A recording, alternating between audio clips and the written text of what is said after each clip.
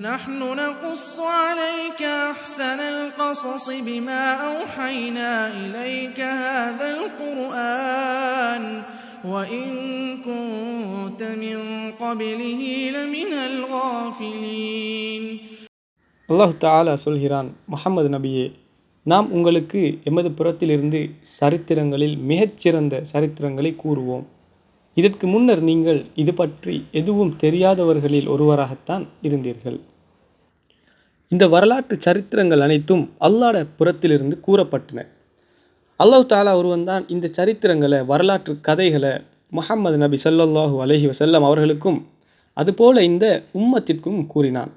நஹ்னு நகுஸ்ஸு அலைக்க அஹ்ஸனல் கஸஸி. அல்லாஹ் தஆலா சொல்கிறான், பாருங்கள், நாம் உங்களுக்கு மிகச்சிறந்த சரித்திரங்களை கூறுவோம். இவைகள் தான் பெஸ்ட் ஆஃப் ஸ்டோரிஸ்.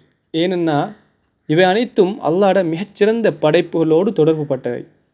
நபிமார்களை பற்றி நாம் பேசக்கூடிய நேரத்தில் அதனால் பல பலன்கள், பல பயன்கள், பிரயோசனங்கள் எமக்கு உள்ளன.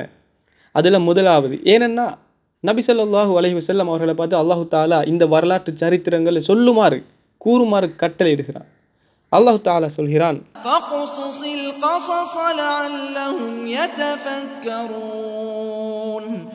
ஃபக்ஸுஸில் கஸஸ, இந்த சரித்திரங்களை அவர்களுக்கு கூறுங்கள். இது அல்லாஹ் தஆலாவிடமிருந்து நபி ஸல்லல்லாஹு அலைஹி வஸல்லம் அவர்களுக்கு கொடுக்கப்பட்ட ஒரு கட்டளை. ஒரு கட்டளை என்று வந்து விட்டால் அதனை நபி ஸல்லல்லாஹு அலைஹி வஸல்லம் அவர்கள் செய்தாக வேண்டும். இது இந்த உம்மத்திற்கு அந்த சரித்திரங்களை எல்லாம் எடுத்து கூற வேண்டிய பொறுப்பு நம்முடைய தூதர் முஹம்மது நபி ஸல்லல்லாஹு அலைஹி வஸல்லம் அவர்களுக்கு உண்டு. எனவே இந்த சரித்திரங்களை எல்லாம் எடுத்து கூறுவது எமது பொறுப்பாக மாறிவிடுகிறது. அல்லாஹ் தஆலாவுடைய நபிமார்கள் பற்றி இந்த உம்மத்துக்கு கூறுவது, எடுத்து சொல்வது எமக்கு ஒரு கடமையாக மாறிவிடுது. முதலாவது பலன், அல்லாஹ் தஆலாவுடைய கட்டளைகளை நிறைவேற்றுவதனூட நாம் இதனை ஒரு இபாதத்தாக பார்க்கிறோம். இரண்டாவது பலன், லஅல்லஹும் யதஃபக்கரூன். இந்த சரித்திரங்களை நீங்கள் எத்தி வையுங்க. ஏன் தெரியுமா? ஏனென்னா அவர்கள் அதன் மூலம் சிந்திக்கலாம் அல்லது சிந்தித்து படிப்பினை பெறலாம். இந்த சரித்திரங்கள் மூலம் நாம் படிப்பினை பெற்று செயற்பட வேண்டும் என்பதற்காகத்தான் அல்லாஹ் சுப்ஹானஹு வ தஆலா இவ்வாறான சரித்திரங்களை அல் குர்ஆனில் கூறியிருக்கிறான். மூணாவது பலன், ஏன் நாம் அல்லாஹுடைய நபிமார்களுடைய சரித்திரங்களை, வரலாற்று கதைகளை தீவிரமாக கற்க வேணும்? அதற்கான இன்னொரு காரணம், அல்லாஹ் தஆலா அவங்களைத்தான் நேரான வழியில் செலுத்தினான். அல்லாஹ் தஆலாவால் நேர் வழியில் செலுத்தப்பட்டவர்கள், அல்லாஹ் தஆலாவினால் பாதை காட்டப்பட்டவங்க அவங்களாகத்தான் நிற்கிறாங்க.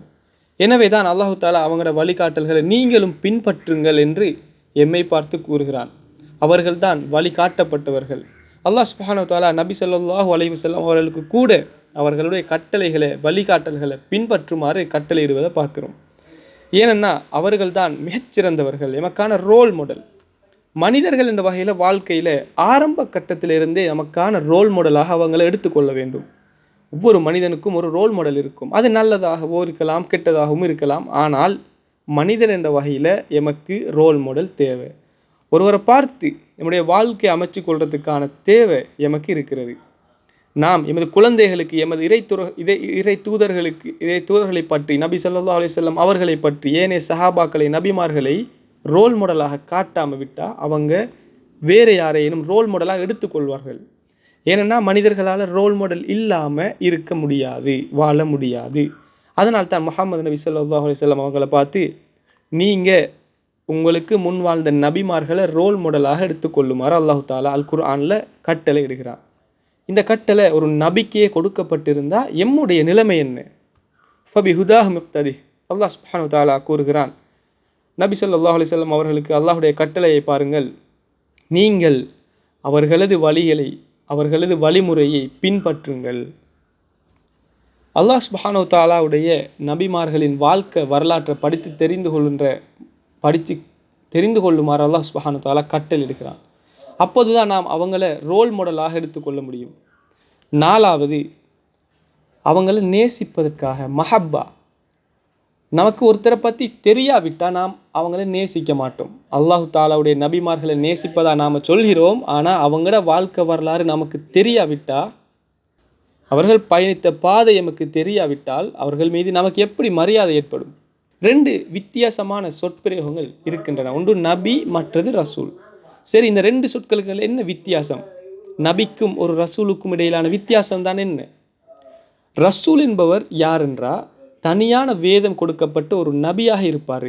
ரசூல் அதாவது இறை தூதர் என்பவர் பிரத்யேகமான வேதம் கொடுக்கப்பட்ட சட்டம் கொடுக்கப்பட்ட ஒரு நபியாக இருப்பார். ரசூல் இல்லாத ஒரு நபி அவர் இன்னொரு ரசூல்ட சட்டத்தை அல்லது வேதத்தை பின்பற்றக்கூடியவராக இருப்பார். எனவே எல்லா ரசூலும் ஒரு நபி, ஆனால் எல்லா நபியும் ரசூல் அல்ல. ஒரு நபிக்கு புதிய வேதம் கொடுக்கப்பட்டா, புதிய சட்டங்கள் கொடுக்கப்பட்டா அவர் ஒரு ரசூலாகவும் நபியாகவும் அழைக்கப்படுவார். ஆனால் ஒரு நபிக்கு புதிய வேதம் கொடுக்கப்படவில்லையாயின் அவர் ஒரு நபியாக மட்டுமே இருப்பார். இதனை இலகுவாக புரிஞ்சு கொள்றதுக்காக வேண்டி நான் ஒரு உதாரணம் சொல்கிறேன். மூசா அலைஹிஸ்ஸலாத்து வஸ்ஸலாம் அவர் ஒரு இறை தூதர், அதாவது ரசூல். ஏனென்னா அல்லாஹ் தாலா அவருக்கு தௌராத் எனக்கூடிய வேதத்தை வழங்கியிருந்தார். ஹாரூன் அலைஹிஸ்ஸலாத்து வஸ்ஸலாம் அவர்கள் ஒரு ரசூல் அல்ல, அவர் ஒரு நபி மட்டும்தான். ஏனென்னா அவர் ஒரு சகோதரர், அவருடைய சகோதரருக்கு மூசாக்கு வழங்கப்பட்ட வேதத்தை தான் அவர் பின்பற்றினார். இதுதான் ஒரு நபிக்கும் ஒரு ரசூலுக்கும் இடையிலான வித்தியாசமாக உலமாக்கள் அடையாளப்படுத்துகிறார்கள்.